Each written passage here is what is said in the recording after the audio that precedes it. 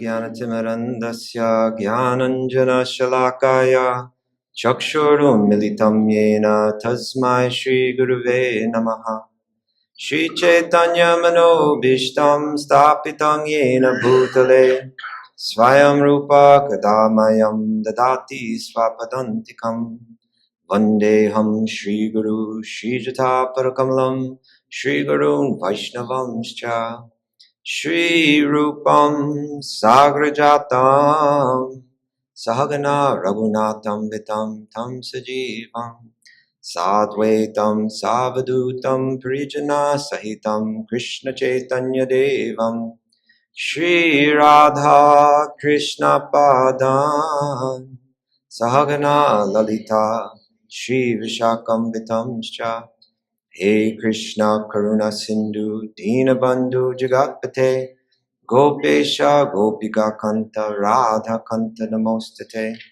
Tapta Kanchana Gaurangi Radhe Brindavaneshwari Vrishabhanu Sute Devi Pranamami Hari Priye Vanchakalpatarubhyascha Kripa Sindhubhyevacha Patitanam Bhavanebhyo Vaishnavebhyo Namo Namaha Shri Krishna Chaitanya Prabhu Nityananda Shri Advaita Gadadhar Shivasari Gaura Bhakta Vrinda Hare Krishna Krishna Krishna Hare Hare Hare Rama Rama Rama Hare.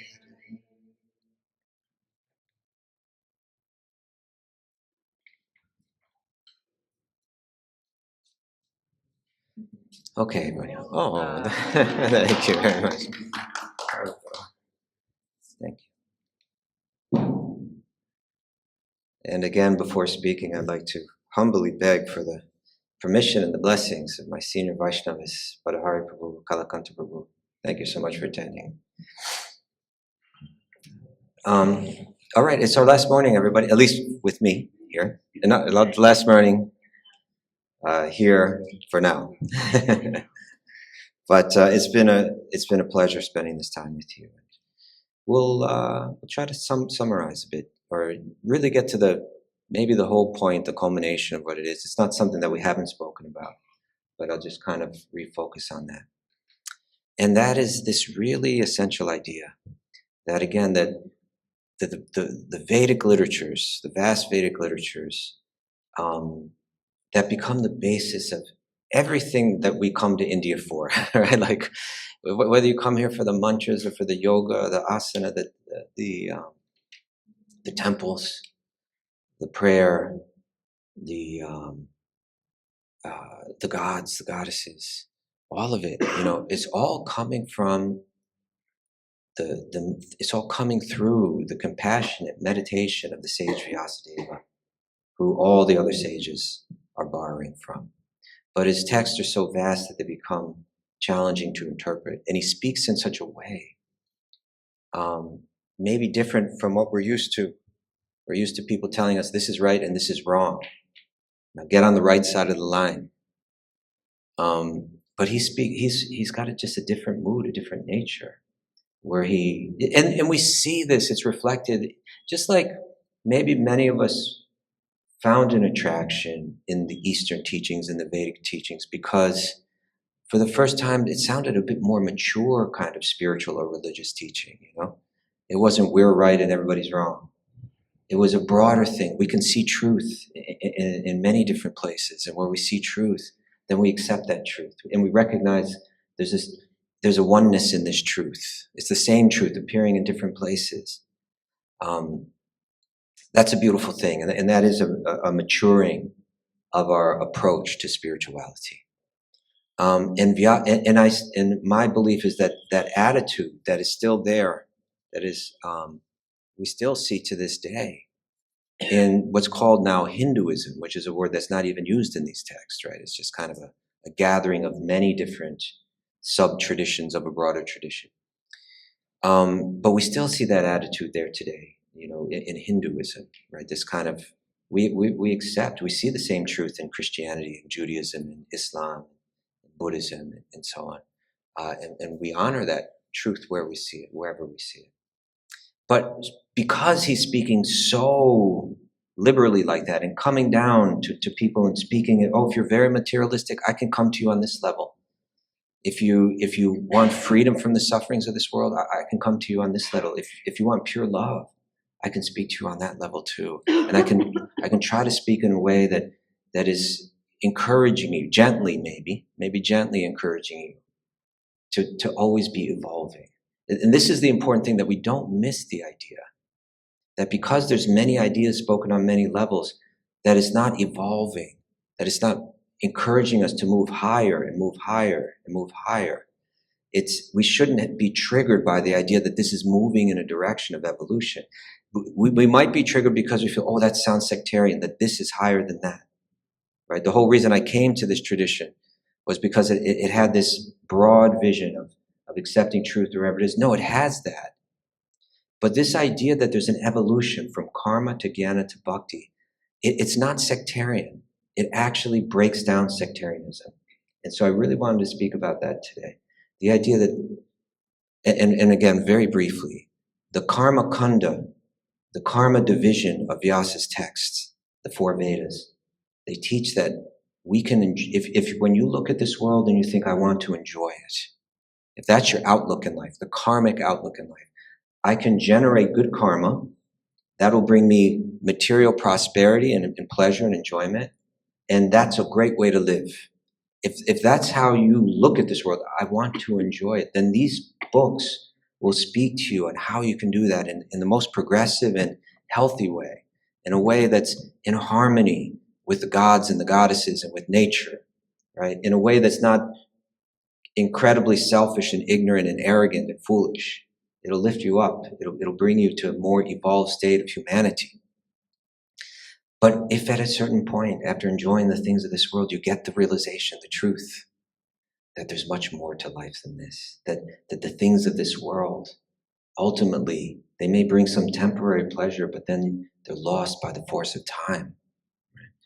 And so ultimately we suffer. Whatever we try to, the enjoyment of the material energy is like a coin that has two sides, right? There's pleasure on one side, but you can't take the pleasure half without taking the pain half. You have to take them both.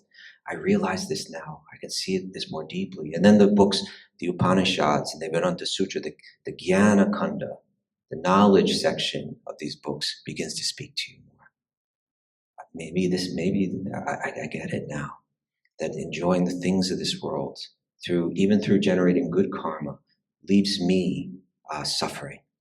I need to let go of the things of this world. I need to stop looking outside of myself to find happiness. I need to start looking within and try to understand the nature of who I am. Aham Brahmasmi, I am spirit. I'm beyond the body. I'm beyond the mind. I'm beyond the shiftings of this material energy. I am eternal. I am blissful by nature. Let me transcend, let me walk away from this world, right? Rather than trying to operate in this world, let me walk away from this world and seek seek my true nature beyond the shiftings of the material energy. And that idea commonly leads one, because Vyasa speaks in this way, it can lead one to thinking that this is the highest truth, that the highest in the material realm, the things of this world, the forms of this world, the relationships of this world, they're causing problems, causing conflict, causing pain. Let me let go of all that. And there's this feature of the absolute truth, this eternal energy that is just like a divine light. It's just like a sense of oneness. When you let go of the things of this world, you can feel it. You can feel this oneness with everything, where there is no form. And there is no individuality in relationship. You just feel a sense of oneness and peace and relief, tremendous relief and peace. That's the goal. All right. But then you may begin to see deeper still, right? That was actually just a negation of the pain of the material world. Okay, forms and relationship causes pain. I get that. I get it that they cause pleasure. That they became my focus to find pleasure. Then I realized they also cause pain. So if form and relationship causes pain, then the truth, the real truth, must be the exact opposite. It must be no form, right? No relationship. Everything's just one. That you can feel that in it. You can feel something real in it. It'll be a very profound spiritual experience. But you may begin to realize that there's an emptiness in that. That was just a negation. That if form and individuality cause pain, then let me negate that. Swing to the other side. Truth must be no form, no individuality. But then then Vyasa's texts evolve, and they encourage us to evolve with him. They evolve into the Bhagavad Gita, and ultimately they evolve to the platform of the Srimad Bhagavatam, where the Vyasa, the author of the Vedas, very conscientiously explains everything, so that we can understand that all that was taught in the Upanishads and the Vedanta Sutra. I'm going to give you a commentary on that all now in the Srimad Bhagavatam and show you how it all evolves towards divine love. That divine love, if you weren't ready for divine love, then I had those Upanishads for you. They spoke more cryptically about finding this oneness. But if you're ready to be vulnerable, again, right? Because love involves that, does it not? Doesn't love involve I'm opening myself up, right? If you're ready for that now, if you can let go of that fear that there's going to be some dominating, tyrannical, higher being, that is ontologically, eternally, I'm dependent on. If you can let go and open up your mind and your heart to the idea that the divine person is not going to be a tyrant in your life, but it's actually the very root of your existence, that you have an eternal connection with this divine being. And everything that you saw as lovely and beautiful in this world was a reflection of that. So the idea isn't to negate it, but to find it in its perfection, find form in its perfection, find relationship in its perfection, ultimately find love in its perfection. Because that's when you go deeper and deeper inside, you find that's what I'm really made of. I'm made to love. Let me find love in its perfection. Vyasa is writing these beautiful, beautiful, beautiful texts to explain that in Srimad Bhagavatam. That it's his most beautiful work, his most poetic work, his most profoundly philosophical work. It's called the Amala Purana, the spotless Purana, right? It's called the ripened fruit of all the Vedic teachings. It's called the Saram, the cream of the cream. Any French people here? Yes, okay. So they say crème de la crème. Am I saying it okay? La crème de la crème. The cream of the cream. It's Vyasa's literature, and if you want to get to the essence of it, you churn it, then you get to the cream. The cream is just the nicest, most delicious, the texture of it, the flavor of it. Then you take that and you churn it again. And then you have the Srimad Bhagavatam. It literally says this. Vyasa is saying this about his own works. This is the cream of my works. He says it in Bhagavatam. This is the mature fruit, the ripened fruit of all my literature. Here I'm going to explain everything to you. He's very explicit about this. He's no longer cryptic. He's getting very, very explicit. So that evolution, if we were to say, no, knowledge is higher, this peace is higher, then we're going to miss the full evolution to love. If we're to say any of these paths are equal, they're all different doors that lead to the same kingdom, we're going to miss the idea that no, you're meant to evolve. But isn't that saying that one is higher than the other? Isn't that sectarian? To say bhakti is higher than jnana or karma? It's not at all sectarian. And here's the reason. Everybody, I beg your attention now. I beg your attention because this is so crucial. That this evolution from karma to jnana to bhakti is a natural evolution. And we look, wherever we look, we see it. And I'm going to share some places where we look. Certainly we see it in the literature of Vyasa. There's the karma kanda, evolves to the jnana kanda, evolves to the bhakti kanda with the Srimad Bhagavatam and the Bhagavad Gita. He says himself, this is the mature part, right? This is the mature part. It's evolved to Srimad Bhagavatam. We also see that evolution in all the different world spiritual traditions. Let's take Christianity, for instance. It's the tradition that I grew up in. In Christianity, there are definitely people, and I'll tell you something, in most spiritual traditions, the majority of the people are coming on the karmic level. They want to enjoy this world and they don't want to suffer. And so they're always looking for ways to gain the good graces of God and get the good things of this world, and also avoid the suffering due to my sins, right? Due to my bad activity. In the Vedic tradition, we say due to my bad karma. What I've done wrong is going to bring me pain and suffering. I want to find a way to counteract that. This is the karmic attitude, you know. In the Catholic Church, the way I was raised, you're encouraged to, on occasion. Some people, like when you're like an old lady, you would go and do this once a week. If you weren't, you'd do it like every now and then, you know, and you'd step into the confessional, right, the confession box, and you're in a little like phone booth, and then right next to that there's a priest inside the middle. He's got one on this side and one on this side, right? So he turns to you and you confess all your sins. He tells you to say a few prayers. Then he shuts that. Then he turns to the other person in the other one, you know, and he does like this for a couple hours every day. And the idea was that you confess your sins, and then he gives you some prayers. He's kind of like the mediator, the priest between you and Jesus. And he can tell you to say some prayers, don't do that again. And then you become relieved from the sin. And then you're like clean, you're like pure, right? Free, like that. That's the idea. So that idea, that karmic idea is there in Christianity. You know, in America, I would imagine America is the worst for this. I don't know in other countries. But like you can turn on the television on Sunday morning.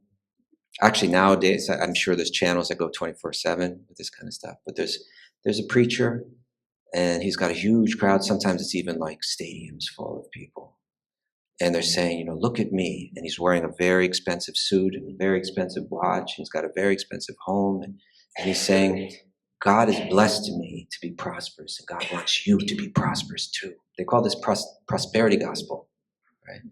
And it's so contrary to what Jesus teaches, because Jesus is speaking on the bhakti level, right?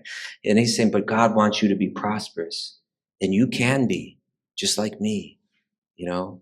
Just accept Jesus into your heart and give, you know, at the bottom of your screen, you can see, give a donation here to our church at this, and you will be blessed like I'm blessed.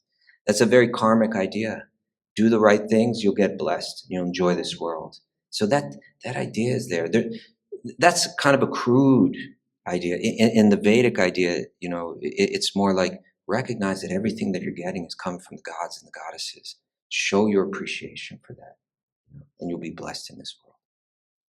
And then there's a whole Jnanic kind of trend in Christianity. Like there are these the ascetics, you know, the hermits. Have you heard of the Desert Fathers?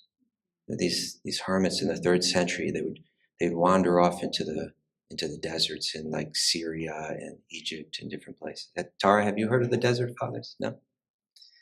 And they had a very Jnanic point of view. You know, walk away from the world. Don't try to enjoy this world. Isolate yourself. You know, this is the kind of message you get from the Upanishads. Become a sannyasi, right? Leave your family, leave society, go up into the mountains, find a quiet place, go within yourself. You know, they had this idea. It was called theosis. That through this kind of contemplation, it's also called divinization, you can become one with God. That you become one. You realize, you go within, and you realize you can become one with God. There was one desert father. His name was, if I pronounce this right, Evagrius Ponticus. And he said this. He said, prayer is laying aside all thoughts. This is very much like the Jnana Yogis say, right? Just remove, clear is all your thoughts, all your desires that are preventing you from realizing your true nature as spirit, right? Shut the mind down, still the mind, you know?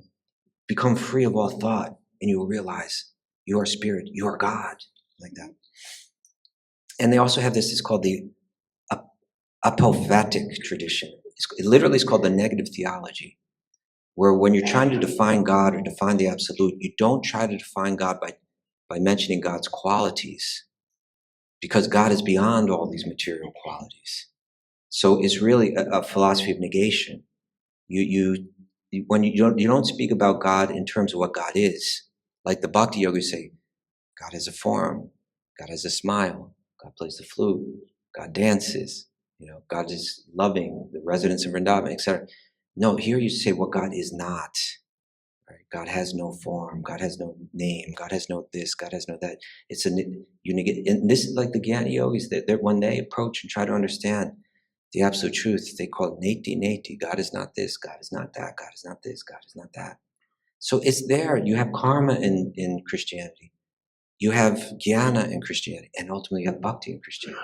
Right? And that bhakti, that when you read the New Testament, that the teachings of bhakti are very strong.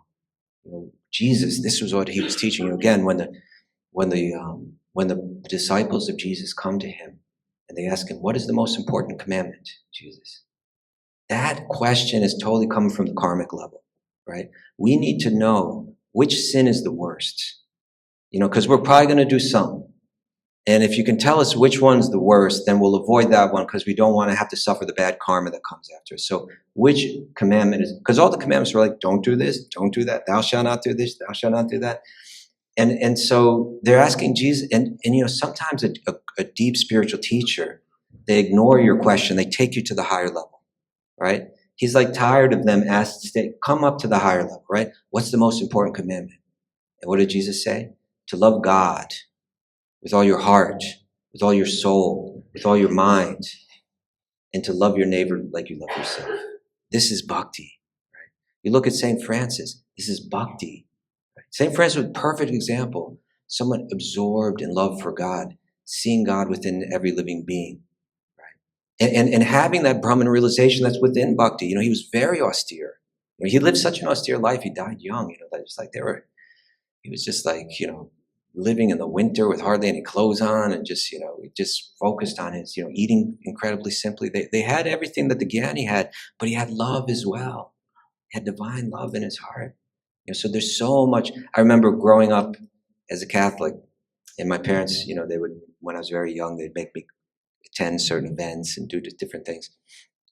And sooner or later, someone always comes out with the acoustic guitar, and everybody's sitting around in a circle, and they sing this song.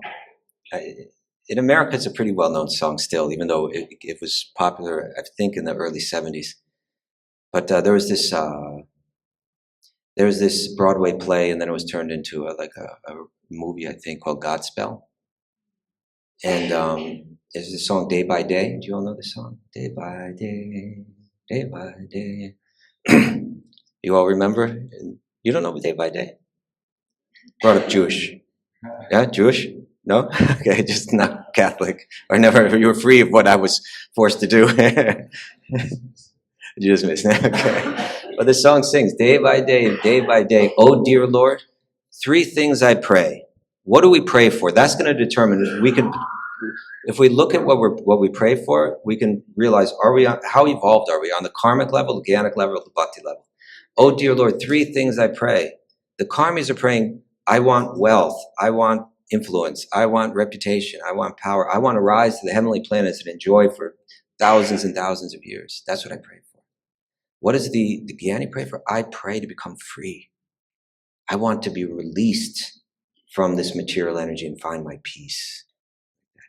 And what does the Bhakti pray for? Bhakti Yogi? Day by day, 3 things I pray. To see you more clearly, follow you more nearly, love you more dearly, day by day. Right? That's a Bhakti prayer. Right? That's what are they praying for? Only love, right? Only love. This is the evolution, right? So we see that evolution. When we see what he's really teaching, he's teaching the highest point in the evolution. So it's not a sectarian idea. It's wherever we see, and this point, here it is. This is really what I want to share. That let's say I'm coming from the Vedic tradition. And I have this concept that all the spiritual teachings evolve from karma to jnana to bhakti, from wanting to enjoy this world to wanting to negate this world, to ultimately finding love for God and love for every living being. If that's my understanding, then I'm going to look for that in all the different traditions. I can see it, I can recognize it. Now, if you go up to an average person from any different religious tradition and you ask them, who's most evolved? Who's closer to God?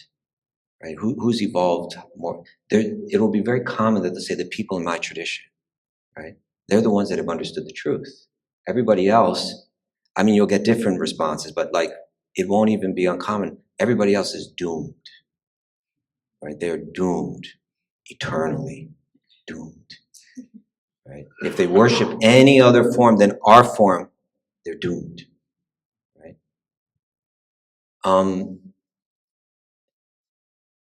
But if you ask someone that has this conception of this evolution from karma to jnana to bhakti, then even if you come to me and say, who's most evolved to God, who's most evolved in spiritual life, they're going to say, whoever has let go of the desires for the things of this world, and even let go of the desire to become free of the sufferings of this world, but who is just totally focused, feeling love for God in their heart, that person is the most evolved. It doesn't matter which tradition they come from, right? It doesn't matter. That doesn't matter. So I look at people in other traditions, I may say they're more evolved than me. I love my tradition, but I can recognize they've actually evolved to the level of bhakti, and I'm still working on it, right? You understand that point?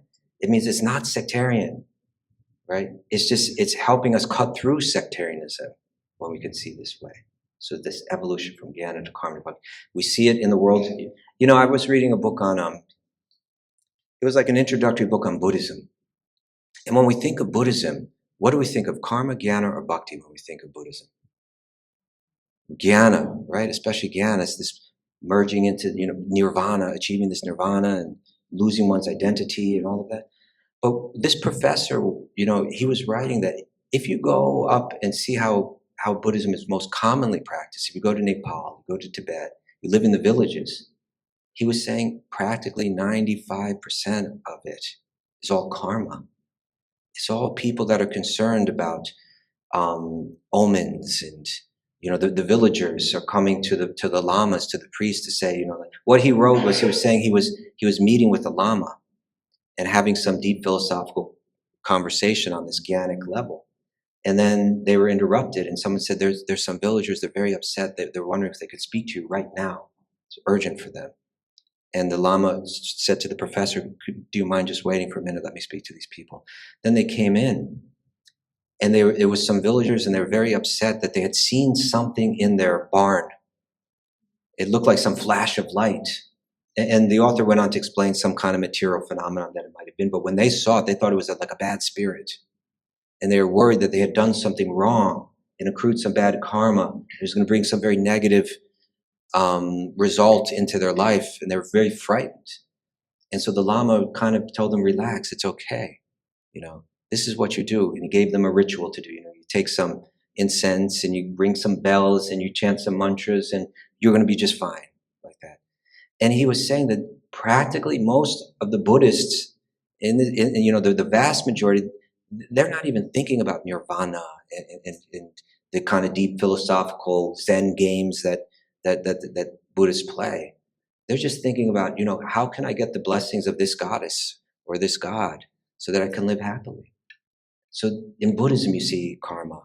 In Buddhism, certainly you see jnana. And there are even aspects of Buddhism that call Pure Land Buddhism, where there's a very devotional mood, very, very harmonious with ideas of bhakti, where you have these bodhisattva prayers that I will not, be released until until everybody, this is the mood of Sankirtan, that until every other living being is also, so you see this across the world traditions, karma, jnana, bhakti, the same evolution. You see it in the history of spirituality as it unfolds in India. If you go way back, many, many centuries, there's a Vedic age where it was all about temple worship and all about ritual and all about worshiping the gods and the goddesses, right? And it was very much driven by the teachings of the four Vedas. And what happened was, within the teachings of the Vedas, they're always encouraging you to evolve, but they're also giving you some, if you're not ready to evolve to that level, then they're giving you some practice to kind of help to meet you where you're at. And so, although the Vedas encourage compassion, and therefore they encourage a vegetarian diet, they recognize a lot of people, they just won't accept it, and they'll just reject it entirely if you demand you cannot eat meat. So there are rituals in the Vedic scriptures that teach, if you just won't hear the message and you're just determined to eat meat, then this is how you do it. This is the ritual that you perform. And that ritual, it involves that you kill the animal that yourself, and that before you do that, you whisper in its ear, as I'm doing this to you now, yet this will be done to me in the future. So that you begin to shape your mind to understand the consequences of your actions. But people would use these as like loopholes, and the slaughter of animals began to increase and increase and increase. And so then Krishna himself said it comes as the avatar Buddha, right? And he rejects the Vedic. If this is how you're going to misinterpret these texts, then we'll reject the Vedas entirely. And he brings in an age of jnana, where he teaches a very jnanic kind of approach. Walk away from the world, find peace within, etc. And then the great sage Shankara, he brings people back to the Vedic literatures, but again in a very jnanic way. He kind of like takes Buddhism spread all over India, and Shankara kind of turned all the Buddhists back to the Vedic texts, but he taught them as a Buddhist would understand them, right, in a very jnanic way. And then came waves of bhakti with great acharyas like Ramanuja and Madhva.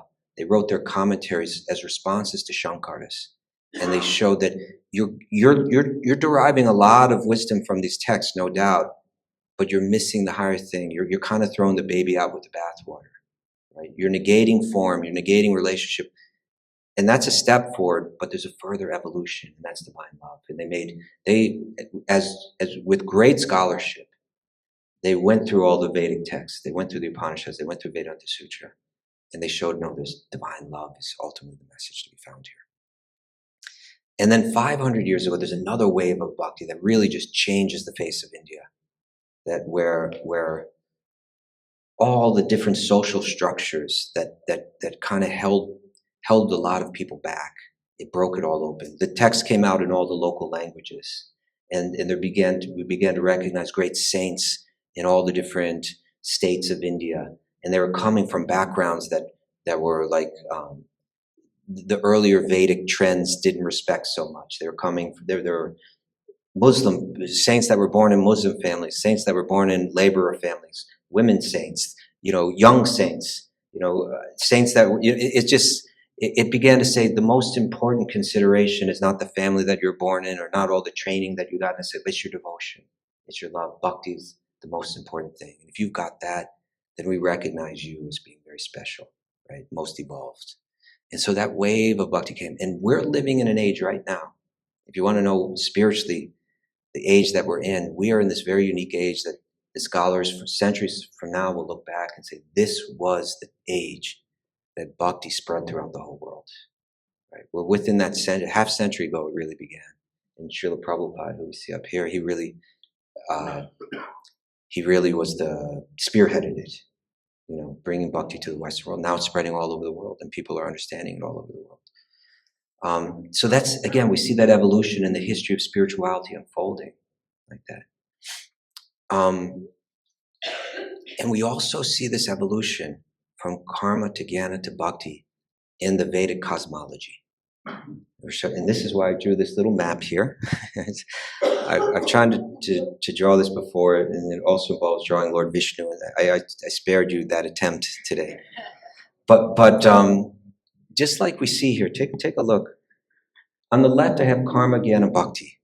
And on the right, this is one way, if you took a slice and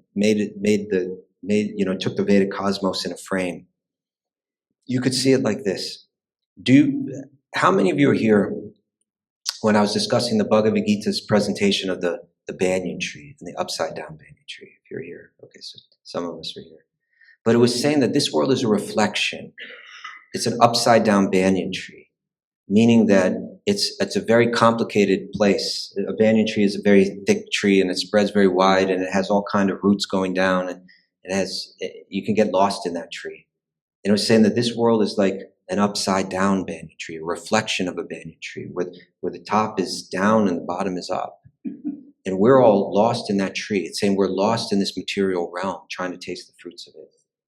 And it said with knowledge, you can cut down that tree and become free and surrender to the Adi Purusha, the original person from whom it's extended since time immemorial.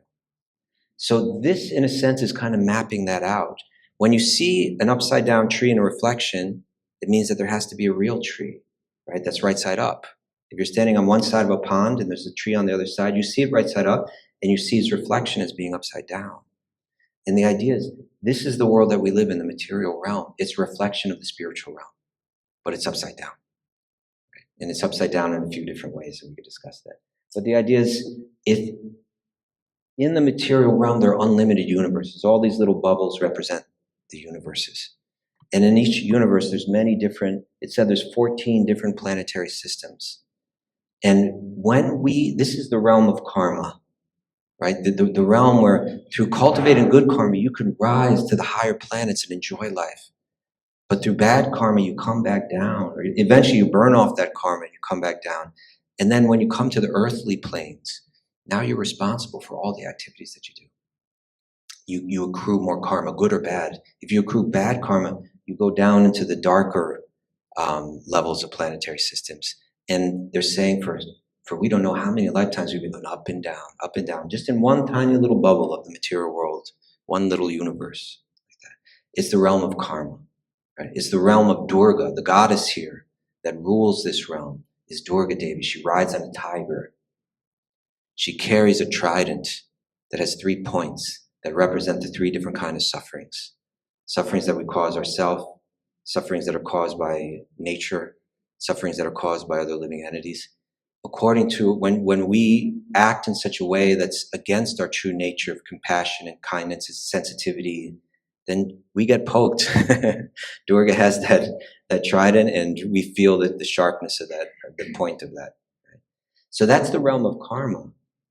And the Jnana yogis, they say, reality must be the opposite. There must be no forms. There must be no individuality. And they aim for the oneness. And that's called the Brahma Jyoti, this divine light, right? That one can break through the coverings of the material energy and enter that divine light. And when you hit that divine light, all of the energy in the material realm that has caused you pain and suffering, it's all gone. You're at peace after who knows how many lifetimes. It's such a profound feeling of relief. And you can rest in that light and feel like you're one with everything. Right? So that's the Jnanic aspect of the Vedic cosmology. But still there's more. Because if this was a reflection, this is the Brahma Jyoti is kind of like the neutral point.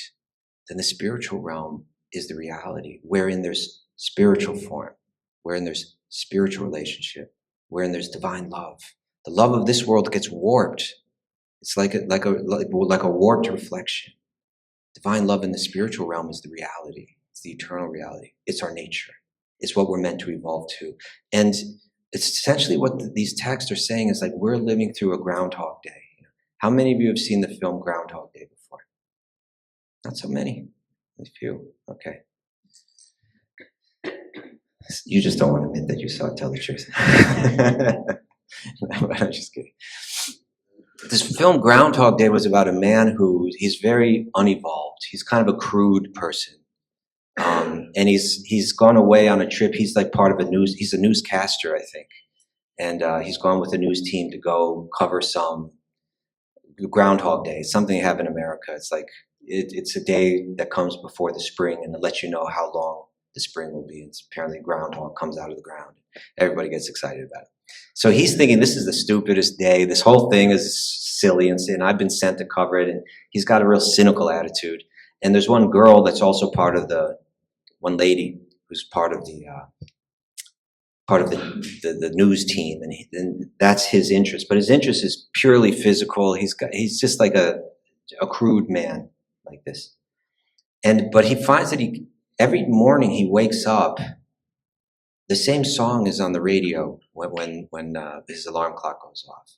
And then the same things keep happening. He begins to realize, I'm stuck in a loop. The same day is repeating day after day after day.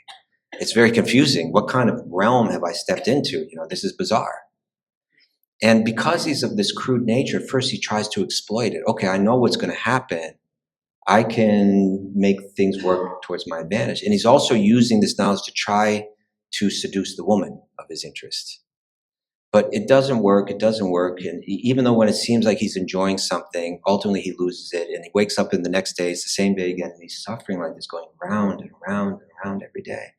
And eventually he lets go of the idea of trying to exploit this realm for his enjoyment because it's just so frustrating.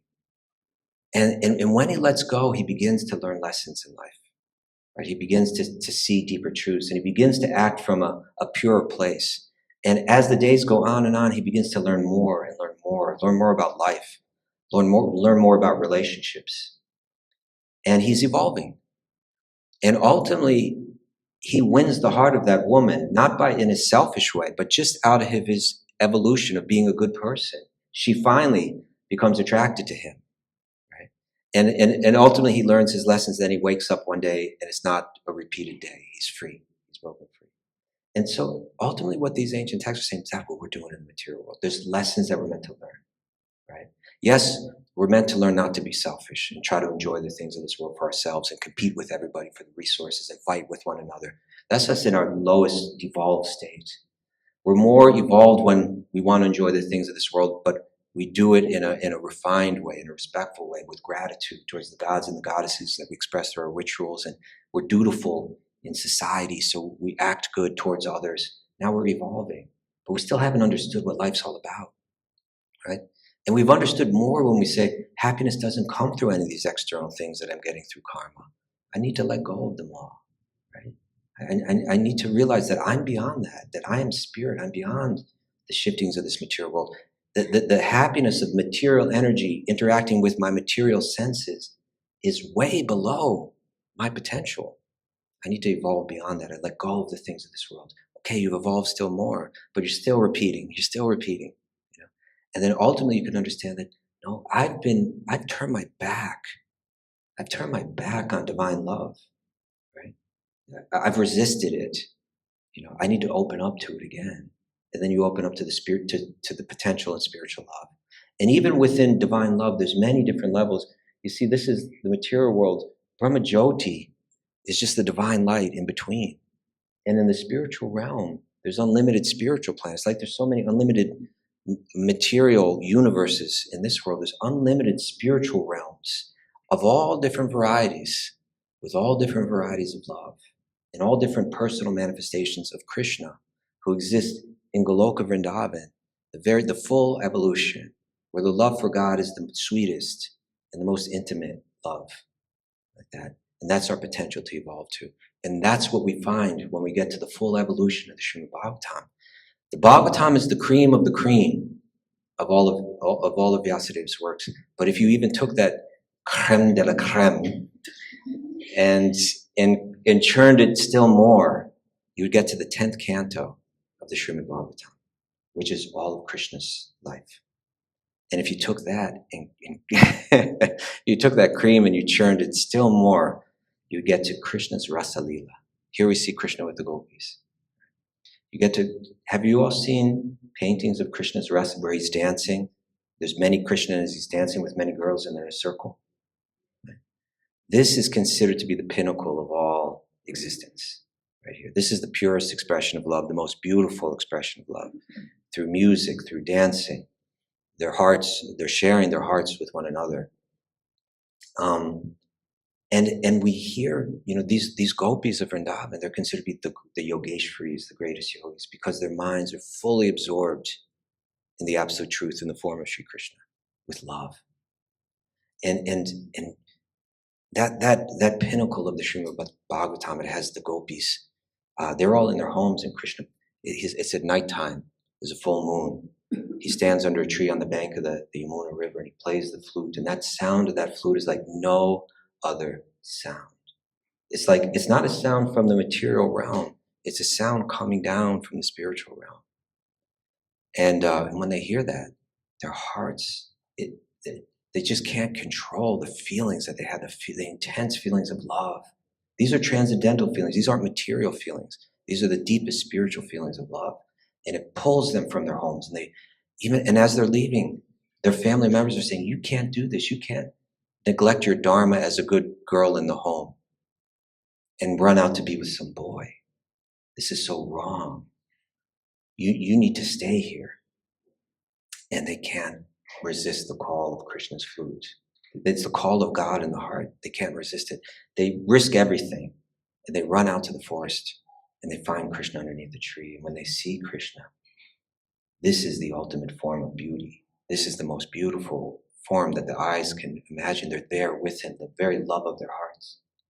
And what does Krishna say to them? What are you doing here? He's teasing them, right? Why did you come here? This isn't right. Young girls coming out to see a young boy in the middle of the night, right? It is Krishna's nature to tease like this. It's part of his sweetness. It's part of his beauty. But also what he was doing was, he was stimulating them to speak what was in their hearts. Because all up to this time, we see the gopis' love for Krishna, but they never said exactly what's in their hearts. And then they speak with tears in their eyes. Now these words, they're the pinnacle of all the Vedic teachings, the Vedas, the Upanishads, Vedanta Sutra, Mahabharata, Puranas, Srimad Bhagavatam, all the way up to 10th canto, and now from their mouths, they say the ultimate message, what yoga ultimately evolves to. They say to Krishna, you're telling us to go back to our dharma, go back to our homes, be good girls, be dharmic. How many lifetimes have we been trying to be happy through dharma? How many rituals have we done? How many prayers have we made throughout lifetime after lifetime after lifetime? I'm paraphrasing, but this is the message. We understand that there's no happiness but in love with you. This is all we want. We want to serve you with love, and with tears in their eyes, they say, please accept us. All we want is to serve you with love. All we want to do is express our love to you through our service. Please accept us. And so now Krishna has, in this it seems like Krishna is in control. But we're going to see in many other leelas, the gopis are in control because their love controls him. We need to become vulnerable to open up to the love. Krishna himself wants to experience that love, and he makes himself vulnerable to it. Right? This is the most evolved theology, this picture of God that he's not interested in judging. He's not interested in creation. He's no tyrant. He's actually ruled by love. If you want to love him like a little baby, he'll become a little baby, the most beautiful baby that you can imagine. And he'll become completely dependent on you in every way. You can feed him from your breast. You can tie him up with a rope, and he'll even become scared, if you're not there. Where's my mother? Like that, right? That supreme being, the unconquerable, he becomes conquered by love. The gopis are feeling this. They say, just please accept us. And then Krishna dances with them, right? This is the evolution that we all can potentially evolve to, divine love. It's not a sectarian thing. It's the most beautiful esoteric revelation that comes through the yoga teachings like that. That's just what I want to share. It's been a joy spending this time with all of you over the past month. And I on the first day, those of you here on the first day, I said that I love to speak in forums like this where people are really open to spiritual discussions. I really love to do it here in Rishikesh, a place where people have traditionally done this for centuries, come to this place to have exactly these kind of conversations. And I said, and one reason that I really love to do this is because this is how I make friends. I've made lifelong friends just in forums just like this. And so again, I express to you that please see me as your friend, see me as your servant. If there's any way that I can serve you going forward, please don't hesitate to reach out. While I'm away for these last 6 days or so, 4 days, you'll be here for 4 days.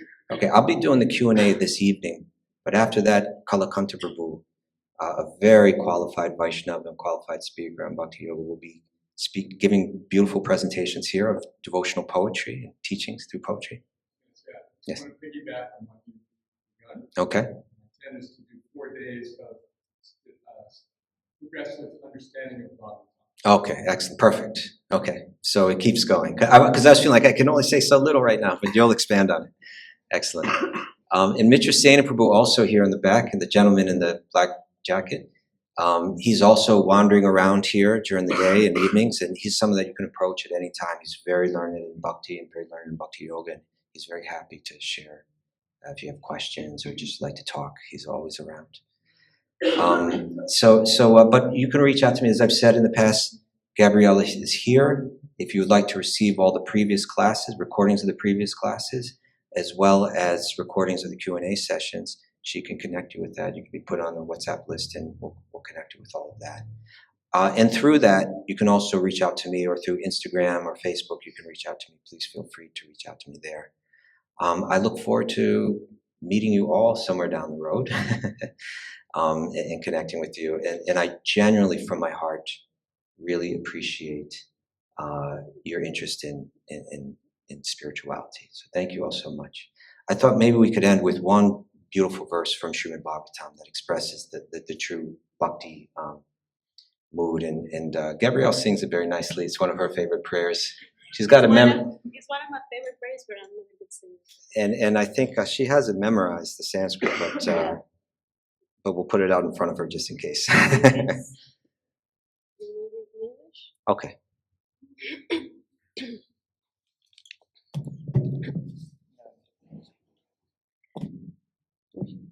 Wait. Swastyastu vishwasya kala prasidatam dhyayantu bhutani shivam mithodhiya manascha bhadram bhajata dadokshuje haveshatam no matirapyahaituki. Hari Om, Hari Om, Hari Om, that's Hari Om. Beautiful, huh?